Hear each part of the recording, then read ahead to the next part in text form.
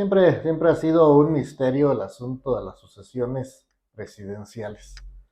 Máxime cuando se trata de renovar el poder ejecutivo a nivel nacional.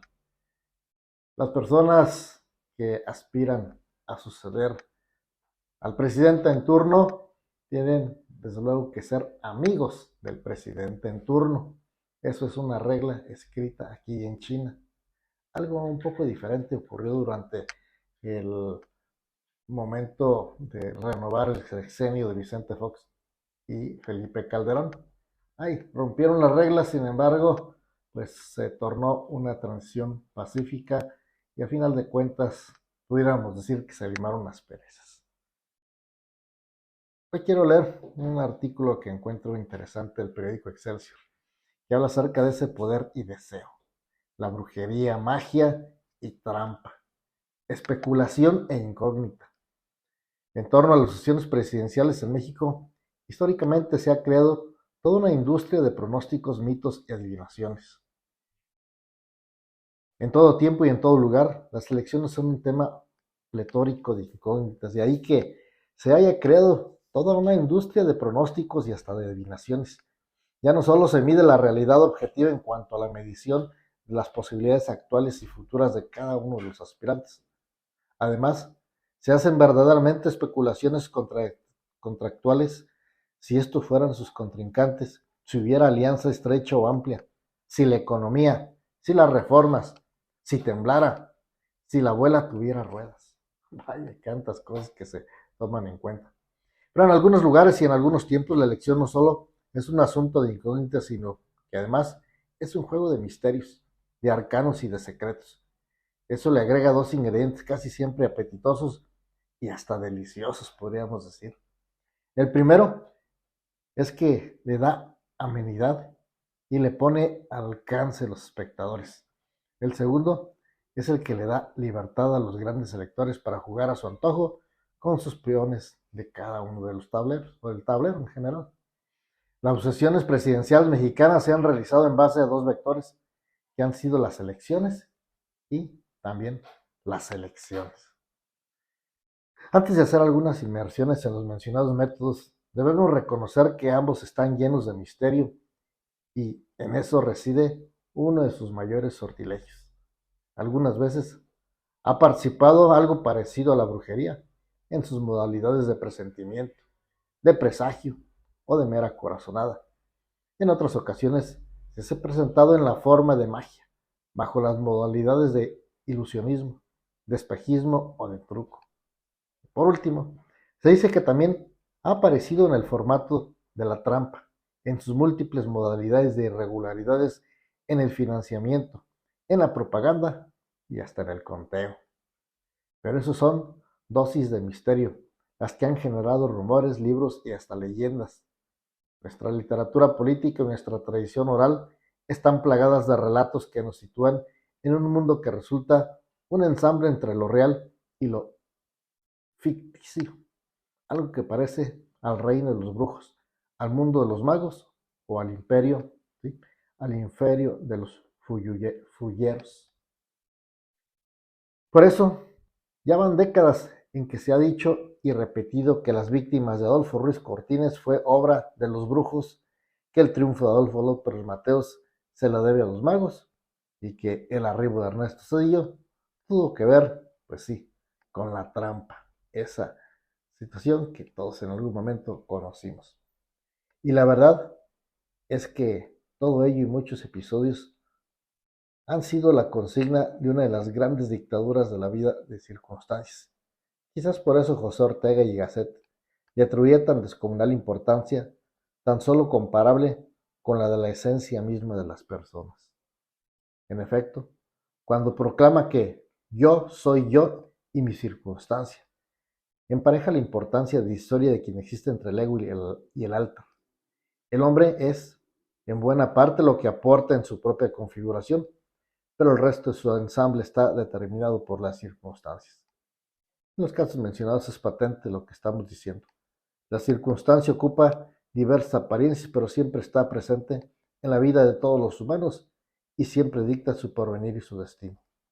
El caso de Ruiz Cortines parece obra y una brujería de la más alta satisfacción, con una mezcla de tópico caribeño en el litoral jarocho, joven encumbrado y pronto venido a menos, años de destierro en su propio país, la necesidad de Cosme Hinojosa para designarlo como oficial mayor de la capital, su accidental y virtuoso ligamento con el presidente Lázaro Cárdenas, la consecuente diputación federal, los requerimientos de sus servicios por parte de una estrella prometedora como lo fue Miguel Alemán, la incorporación al tren alemanista, aunque en vago de tercera clase. Más tarde, el oficial mayor de la Secretaría de Gobernación y la gubernatura de Veracruz, la muerte de Héctor Pérez Martínez y su designación supletoria como secretario de Gobernación, la muerte de Gabriel Ramos Millán y su designación supletoria como candidato a la presidencia de la República. Total, 7 pasos imprevistos, impensados e involuntarios, toda una lotería de 7 cifras que según las matemáticas solamente tienen una posibilidad entre 10 millones de ellas, y se le dio. ¿Fue un juego de la política o un juego de la brujería? Ignoramos e ignoraremos lo que pasó. El caso López Mateos presenta incógnitas similares y parecidas a un artificio de la magia, al más puro estilo de Mandrake o Houdini y de Copperfield. Su liga juvenil con Isidro Fabela, la incorporación de Fabela a la Corte Internacional de Justicia de La Haya, la consecuente senaduría mexiquense, su formato discreto, modesto que gustó al secretario de Gobernación y futuro presidente de la República, su incorporación al equipo de campaña y de gabinete del gobierno, la muerte de Enrique Rodríguez Cano y la incorporación a las sobremesas de los Pinos, los puentes que le tendió Benito Coque, la información que le compartía Humberto Romero, la decepción presidencial hacia Gilberto Flores Muñoz, desconfianza presidencial hacia Ignacio Torres Prieto. Total, toda una baraja de facilitaciones que lo llevaron casi a un automático deseo de los modestos sitiales de la cayola gubernamental hasta el precenario de la banda presidencial. ¿Y qué le puedo decir del caso Cedillo? Ha llegado a sonar como una tela muy cuidadosamente armada por alguien parecido a los legendarios mapaches de la política mexicana. Fue el caso, no de un político, sino de un funcionario cuyo sueño de vida era llegar a ser secretario de Hacienda. Y el destino lo castigó negándole la puerta a Mariana y cambiándose por la puerta de honor, convirtiéndose en presidente de México. La política siempre fue algo muy alejado y muy poco anhelado.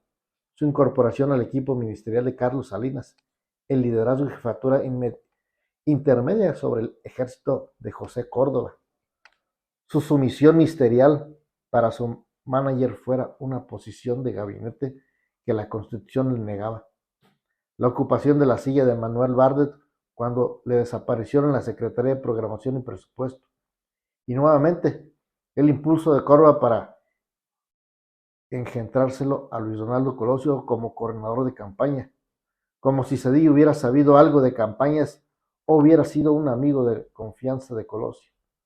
Más tarde pasó lo que pasó, el asesinato de Colosio, del cual todos nos dimos cuenta, la Constitución que impidió la candidatura supletoria de Pedro Aspe o de Emilio Gamboa, la ingrata reciprocidad del PAN y del PRD para hacer acoso al PRI y al presidente, el constante impulso de Córdoba para ponerlo sobre Francisco Rojas, el desconcierto transitorio de Salinas como de toda la clase política.